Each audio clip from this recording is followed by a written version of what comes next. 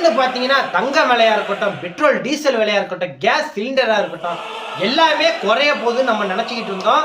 மக்கள் மத்தியில் ஒரு அப்பாடான்னு ஒரு மூச்சை விட்ட மாதிரி இருந்துச்சு. திடீர்னு பார்த்தீங்கன்னா இஸ்ரேல் வந்து ஈரான் மேல லெபனான்ங்கிற பகுதியில் தாக்குதல் ஆரம்பிச்சிருக்கு. ஈரான் தரப்பு என்ன சொல்லுதுன்னா, நாங்கள் வந்து ஆர்மூஸ் பகுதியை வந்து மூட போகிறோம். ஆர்மூஸ் பகுதினா அந்த இடத்துல இருந்தால் பல நாடுகளுக்கு சரக்கு கப்பலாக இருக்கட்டும், கச்சா எண்ணெய்களாக இருக்கட்டும், அதெல்லாம் வந்து இப்போ அதுலேருந்து அந்த பகுதியில் தான் போவோம். அதை மூடிட்டாங்கன்னா திருப்பி விலைவாசி ஏற போகுதுன்னு அர்த்தம். பெட்ரோல் டீசல் கேஸ் சிலிண்டர் எல்லாமே ஏற போகுதுன்னு அர்த்தம்.